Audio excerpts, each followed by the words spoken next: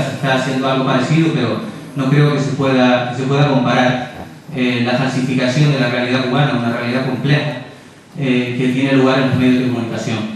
Sobre esto se podrían poner múltiples ejemplos que seguramente muchos de los compañeros que están aquí conocen acerca de esta falsificación, de esta manipulación, pero yo creo que la propia realidad nos ha dado uno que es palpable, ¿no?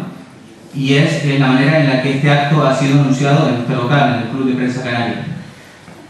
Nosotros pedimos este local y obviamente, como corresponde, como es de rigor, enviamos una sinopsis de la conferencia en la que se explicaba cuál era su contenido y de qué se iba a hablar aquí.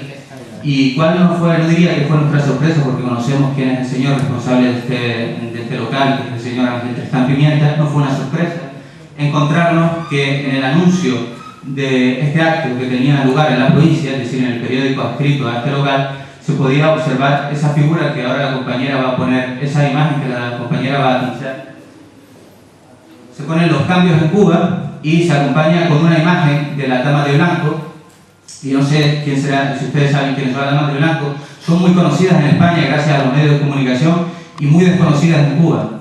Ahí se ve, se dice, una manifestación de la Dama de Blanco con motivo de la encarcelación de unos disidentes en el barrio de Párraga, y se observa y se dice, se ha dicho en los medios de comunicación, que fueron duramente reprimidas. Yo tuve la oportunidad de estar en Cuba el pasado mes de abril y mayo y de hablar con la gente de la calle. A mí nadie me dirigió, nadie me dijo a quién tenía que preguntar. Sencillamente hablaba a la gente de la calle y me decía: esta señora, no queremos saber nada de ella. Y concretamente, en un reportaje que pude hacer sobre las elecciones municipales en La Habana, le pregunté a una señora que casualmente era vecina de una de las Damas de Blanco y me explicó lo que sucedió en ese barrio que se llama Párraga, y que fue que las mujeres de ese barrio no querían que esas señoras, que ya saben que están financiadas por Estados Unidos, estuvieran haciendo lo que hacen normalmente en Quinta Avenida, donde no hay nadie salvo los medios de comunicación extranjeros. Eso también lo pude ver yo personalmente.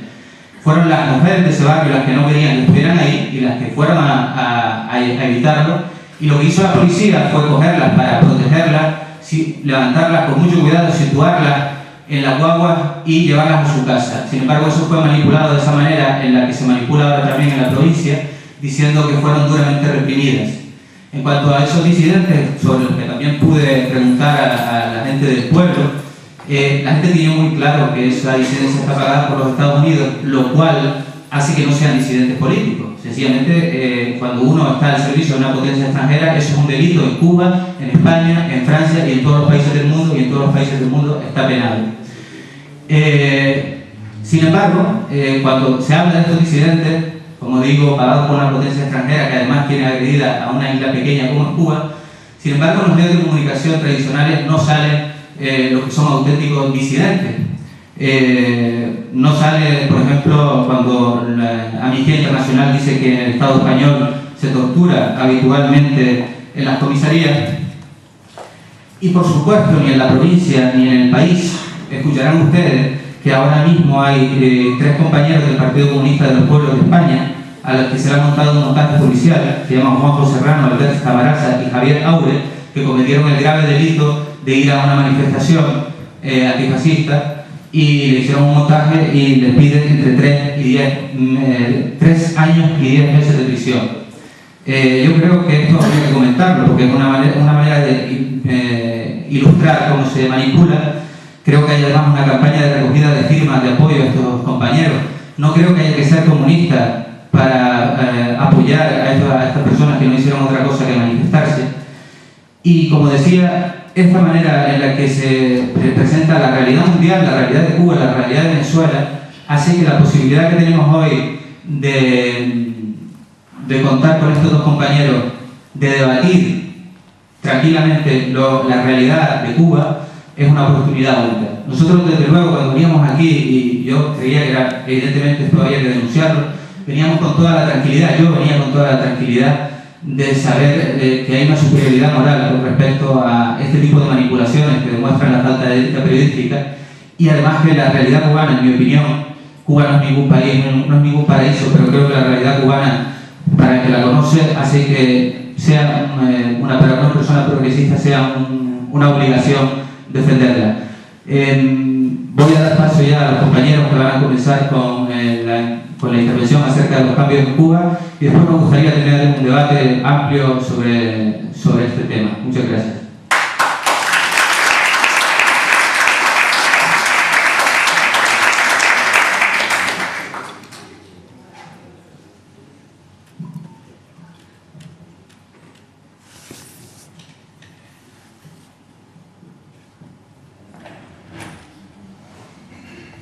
Buenas tardes ante todo, y estamos muy satisfechos de estar aquí y de contar con este auditorio que casi llena este salón. Muchas gracias a nombre de Cuba, primero que todo. Queremos empezar esta modesta intervención con dos enunciados del presidente Raúl Castro que encierran la filosofía que sustenta la idea de los cambios que se acometen en el modelo económico cubano. Como puede apreciarse, se trata sencillamente de transformar conceptos erróneos e insostenibles acerca del socialismo, muy enraizados en amplios sectores de la población durante años, como consecuencia del excesivo enfoque paternalista, idealista e igualitarista que instituyó la revolución en aras de la justicia social. La política económica de la nueva etapa se corresponderá con el principio de que solo el socialismo es capaz de vencer las dificultades y preservar las conquistas de la revolución, y que en la actualización del modelo económico primará la planificación y no el mercado. A partir de estos principios comenzaremos nuestra exposición. Los ejes básicos de los cambios en Cuba, sintetizados, son estos: eliminar las plantillas infladas en todas las esferas de la economía y producir una reestructuración del empleo; descargar al Estado de funciones que no le corresponden; eliminar gratuidades indebidas y subsidios excesivos; ampliar y facilitar el trabajo en el sector no estatal, privado, a través de arrendamiento o en cooperativas; otorgar mayores facultades en los marcos del plan a las empresas e impulsar con efectividad la iniciativa de los territorios para potenciar de manera sostenible su desarrollo económico; continuar propiciando la participación del capital extranjero como complemento del esfuerzo inversionista nacional en aquellas actividades que sean de interés del país, en correspondencia con las proyecciones de desarrollo económico y social a mediano y largo plazo; recuperar la capacidad exportadora en los rubros tradicionales; incrementar sostenidamente y diversificar las exportaciones de bienes y servicios, así como reducir la elevada dependencia importadora con vistas a revertir la situación financiera externa; poner en explotación las tierras todavía ociosas que constituyen en Cuba cerca del 50% y elevar los rendimientos agrícolas. El sistema de planificación socialista continuará siendo la vía principal para la dirección de la economía nacional. El modelo de gestión debe reconocer y estimular, además de la empresa estatal socialista, que no dejará de ser la forma principal de la economía nacional, las empresas de capital mixto, las cooperativas, los usufructuarios, los arrendadores de establecimientos, los trabajadores por cuenta propia y otras formas que pudieran contribuir a elevar la eficiencia del trabajo social. Se modificará la estructura del empleo. Se aplicará la disminución de la fuerza laboral en todos los centros y sectores donde exista más personal que el estrictamente requerido para el cumplimiento de las funciones productivas o de servicios asignados.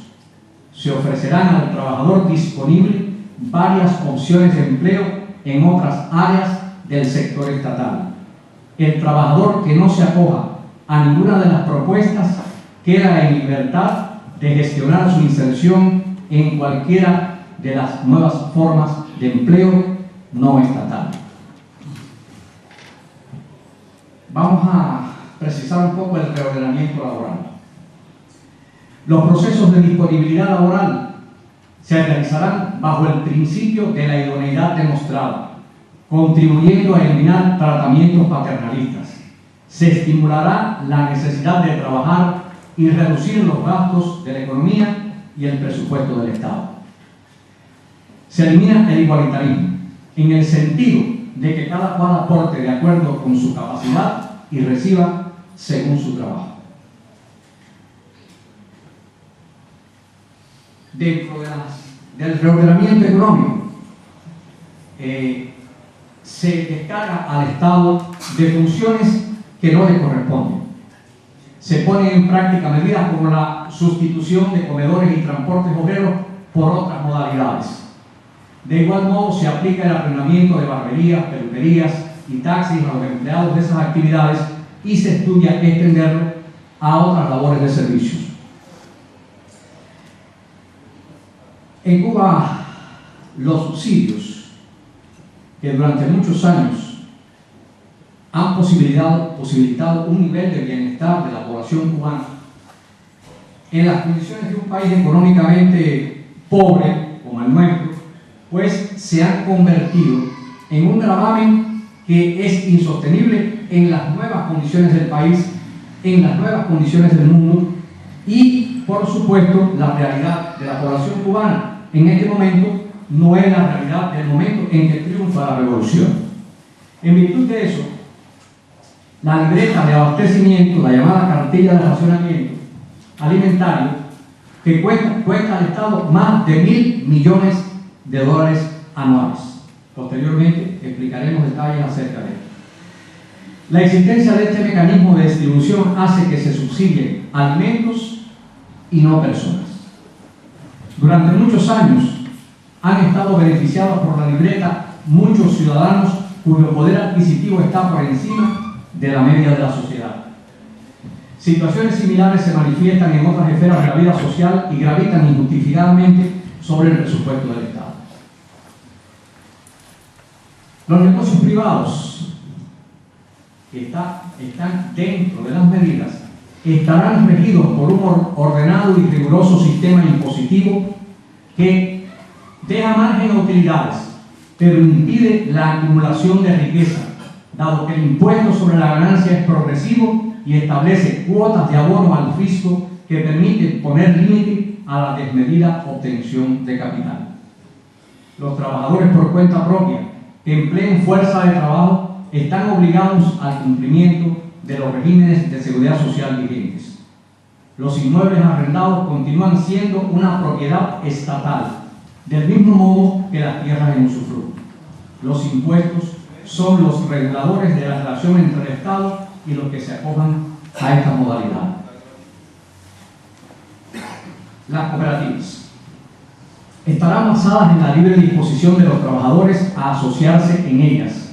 Pueden ser propietarios de los medios de producción, arrendados o empleados en usufructo permanente.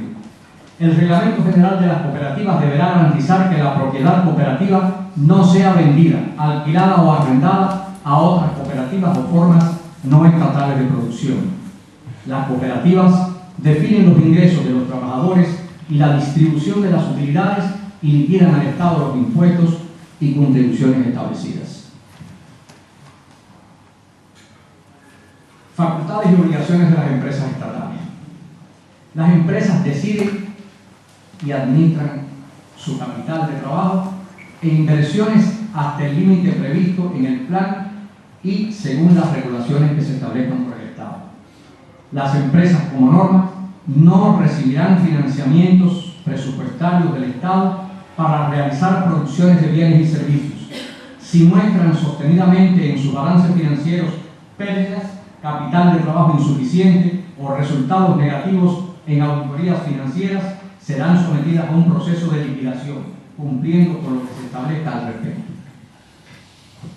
En cuanto a la inversión extranjera, entre los objetivos está garantizar que en la atracción de la inversión extranjera se satisfagan diversos objetivos tales como el acceso a tecnologías de avanzada, métodos gerenciales, la diversificación y ampliación de los mercados de exportación y la sustitución de importación. Promover, siempre que se justifique económicamente y resulte conveniente, el establecimiento de empresas y alianzas en el exterior que propicien el mejor posicionamiento de los intereses de Cuba en los mercados externos. Dentro de los cambios se expresan estos conceptos generales. El empleo continuará siendo una conquista de la revolución.